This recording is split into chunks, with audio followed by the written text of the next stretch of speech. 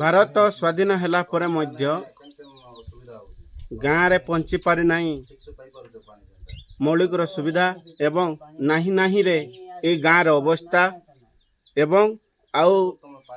ନ କହିବା ଭଲ ଯାହାକି ଲୋକଙ୍କ ସରକାର ଏବଂ ଲୋକଙ୍କ ସରକାର ବର୍ତ୍ତମାନ ଅଛନ୍ତି ଏମାନଙ୍କର ବ୍ୟବସ୍ଥା କ'ଣ କରୁଛନ୍ତି ଆପଣମାନଙ୍କୁ ଦେଖାଇବୁ କିନ୍ତୁ ସରକାର ପରେ ସରକାର ବଦଳୁଛି ସତ କିନ୍ତୁ ଗାଁର ସ୍ଥିତି ବଦଳି ପାରୁନାହିଁ ଗାଁର ଉନ୍ନତି ହୋଇପାରୁନାହିଁ ତାହା ଏକ ବଡ଼ ପ୍ରଶ୍ନ କିନ୍ତୁ ମାଲ ମାଲ ସରପଞ୍ଚ ଗଲେଣି ମାଲ ମାଲ ଚେୟାରମ୍ୟାନ୍ ଗଲେଣି ମାଲ ମାଲ MP ଗଲେ ମାଲ ମାଲ MLA ଗଲେ ମାଲ ମାଲ ମୁଖ୍ୟମନ୍ତ୍ରୀ ବି ଗଲେ ମାଲ ମାଲ ମୁଖ୍ୟମନ୍ତ୍ରୀ ସହିତ ପ୍ରଧାନମନ୍ତ୍ରୀ ମଧ୍ୟ ଗଲେ ରାଷ୍ଟ୍ରପତି ମଧ୍ୟ ଗଲେ ହେଲେ ଏଇ ଗାଁକୁ କୌଣସି ସୁବିଧା ଯୋଗାଇ ପାରିଲେ ନାହିଁ ତ ବଡ଼ ଦୁଃଖ ଲାଗୁଛି ଭାରତ ସ୍ୱାଧୀନ ହେଇ ଏତେ ବର୍ଷ ହେଲା ପରେ ବି ଏଇ ଗାଁକୁ କୌଣସି ସୁବିଧା ଯୋଗାଇ ପାରିଲେ ନାହିଁ କିନ୍ତୁ ଯେଉଁ ସମୟରେ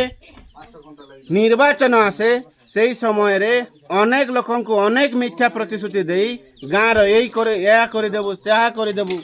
ବିଭିନ୍ନ ପ୍ରକାର ମିଥ୍ୟା ପ୍ରତିଶ୍ରୁତି ଦେଇ ଲୋକଙ୍କର ଭୋଟ ହାତେଇବା ପାଇଁ କିଛି କୁଜି ନେତାମାନେ ଗାଁକୁ ପହଞ୍ଚନ୍ତି ଯାହାଫଳରେ କି ତାଙ୍କ ପଛରେ ପଡ଼ି ଏମାନେ ତାଙ୍କ କଥାକୁ ବିଶ୍ୱାସ କରି ଭୋଟ ଖଣ୍ଡେ ଦିଅନ୍ତି ତ ସେଇ ଭୋଟ ଦେବାର ଦୁର୍ଦ୍ଦଶା ଆପଣମାନଙ୍କୁ ଦେଖାଇବୁ ବର୍ତ୍ତମାନ ସେଇ ଗାଁର ଏକ ନଗ୍ନ ଚିତ୍ରର କହିଲେ ଭୁଲ ହେବ ନାହିଁ ସରକାର ବର୍ତ୍ତମାନ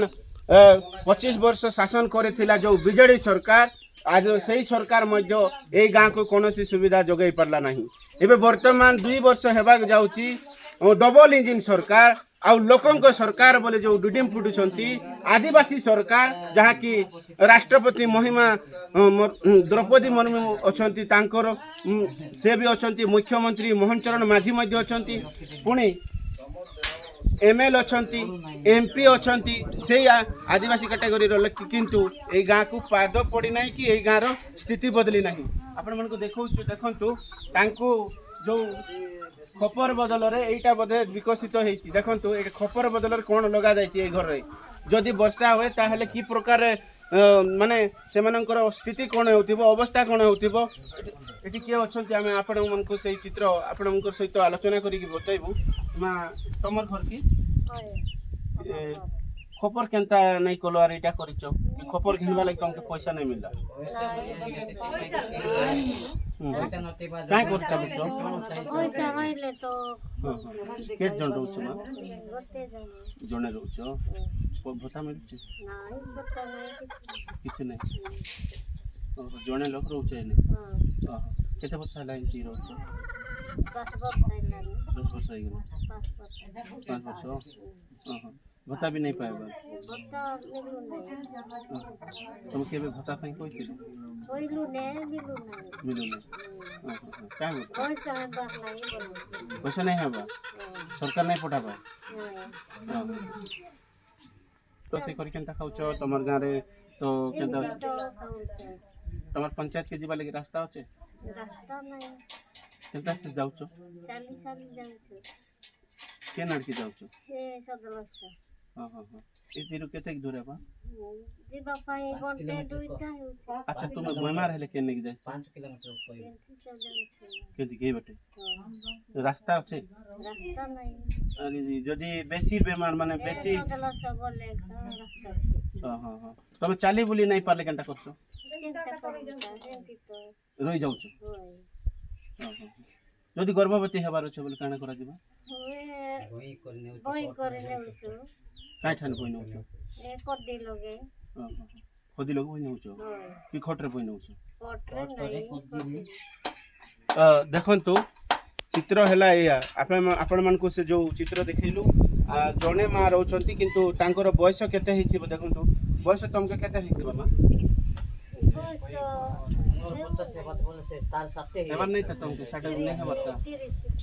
ସଠିକ ଭାବରେ ଜାଣିପାରୁନାହାନ୍ତି ନିଜର ବୟସ କାହିଁକି ନା ସେମାନେ ପାଠଶାଠ କିଛି ନ ପଢ଼ିବା ଯୋଗୁଁ ସେମାନେ ନିର୍ଦ୍ଧାରିତ କରି ବା ତାଙ୍କର ଅନୁମାନିକ ବୟସ କହୁଛନ୍ତି କିନ୍ତୁ ତାଙ୍କୁ 30 ବର୍ଷର ଲୋକ କି ଦେଖନ୍ତୁ ତ ଭଲ ଭାବରେ ଦେଖନ୍ତୁ ଆପଣମାନଙ୍କୁ ଚିତ୍ର ଦେଖାଉଛୁ ତ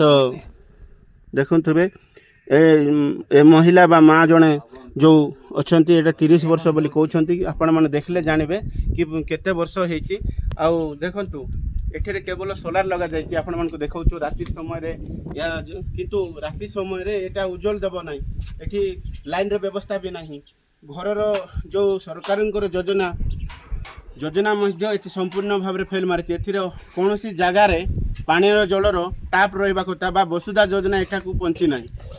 पहुँची ना ये वसुधा योजना संपूर्ण भाव में पहुँची ना पुणी स्वास्थ्य कथा कहले भी पहुँची ना ये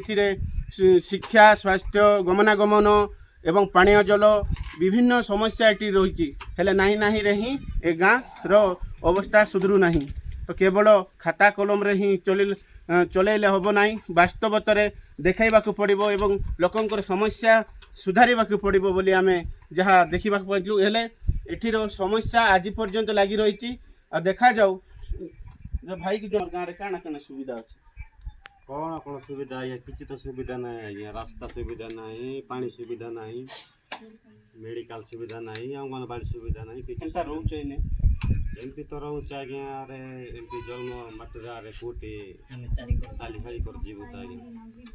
तुम पंचायत के जीवा लगे रास्ता पंचायत के जीवा लगी तो बेसी कष्ट आज्ञा घाटी बेसी उठाणा घाटी से टिकेट कष्ट मस्ट होकर जाऊँ आपनकर पिला माने केने पढ़बाक जाउछ पढ़बाक जाऊँ आज्ञा से सिंहपुर आड़े स्कूल माने निजे खोजी कर आका जॉइन करूछु तमर तमर जदि ज्वर बेमार पड़ले ज्वर बेमार पड़ले तो सेमती बही कर आका सिंहपुर ने उच्च आज्ञा अरे काई खाने बही नउछ ते पटरे कोदीर आज्ञा जदि बही न जदि कार जीवन चले जीवा बोले दाई के रहउछ दाई आरे के रहबा निजे आका दाई आज्ञा अरे के दाई नहीं व्यवस्था ऊपर तो दाई ना जेंति कि सबु गाँव रे माने प्रत्येक गाँव के रास्ता जाइए तुम गाँव के रास्ता नहीं सी कारण तुम गाँव लोग भोट नहीं देवा आम तो देउछ आज्ञा भोट भोट बेले अरे रास्ता देबू सबू देबू बोलते से भोट सरले रास्ता नहीं यार किछि नहीं आपनकर गाँव के केबे तो आपनकर सरपंच आसीछ सरपंच तो से इलेक्शन बेला कहउछ आज्ञा तापरे परे तो नेक्स्ट टाइम रसबार नहीं आज्ञा काना कहिथिला सरपंच जते बेला आस्थिला से टाइम रे तो रास्ता भी देबी बोल कर कहउथिला आज्ञा रास्ता देछे एबे नहीं आज्ञा देई नहीं आज्ञा एबे एठीर लोकंक सहित जहाँ आलोचना करिबारे आमे गणमाध्यम माध्यम जनाऊँ कि आपणकर जो व्यवस्था अच्छी संपूर्ण भाव में एठी ठप मारी सरकारंकर जिते भी योजना अच्छी एठी सबु योजना एठी ठप मारी पानी जलर ठारू आरंभ करी शिक्षा स्वास्थ्य गमनागमन एवं विभिन्न जो सरकारी योजना अच्छी मौलिक सुविधार संपूर्ण भाव में ठप मारी माँ जड़े अच्छा कौन कहे पानी जलर केमती कर माँ पानी जदि आनबार अच्छे रोषेबास करबार अच्छे गाधोवा पानी आरे केमते कररा आनबा गया बुई करतन बय आनो जदि केन नु आनुच केनता फले पानी पानी खराबटा कि भोलटा भोलटा खराबटा नाही जुआ पानी आर के पीबा पानी भोला का आनबाटा का कष्ट रे एबे तमे मां बहन माने जदि ज्वर बेमार पड़ले केनता करछ अछंते तो ताऊ जो आर केमते करबो तगे एबे तमर पिला संसान पिला मन के अंगनबाड़ी से के नेबा कथा से अंगनबाड़ी केने अछन अंगनबाड़ी सतलसो के हां हां हां आशा दीदी माने आपनकर पाखरे आसी करी औषध पत्र हो सप्ताह के हो मास के हो किछि चिकित्सा नहीं आगे एनएम दीदी नहीं किया गसने के आसबल नहीं पसा पत्र तो दे नंती दीदी माने पिला माने हेले केने जाइसो हॉस्पिटल पई सिंहपुर तो केनता कर जाइसो चल चल के साले कर तो जाऊ छु गया रे समस्त चली कर जीवा पड़छ होय समस्त तो धीरे करे गाड़ी ओले करे जाऊ छु केते के दूर खंडा बा 5 किलोमीटर 5 किलोमीटर घाटी उरले कहीं से गांव छे हो केते कष्ट रे पानी आनी जाऊ छु के हले पानी केते दूर के आनी जाऊ छु 2 किलोमीटर हेबो से पानी भोल्टा भोल्टा का पीबा पानी रे आनबा का वर्षा समय रे केंती करछो वर्षा समय रे जाऊ छु ताकि जाऊ नै न पवन करि देउ चार के नै जिबु त से बिजुली मारि देउ चार के नै जाई परबु त से जोला रे झोलार माने गोटे नालर पानी आनु छु होय नालर पानी आका वर्षा पानी तो केनते हले पी देउ छु आर कोन करबु से वर्षा पानी रे जदि पिउ बेमार नै हबार बेमार हेले हो आरे न आनी जाई पड़ले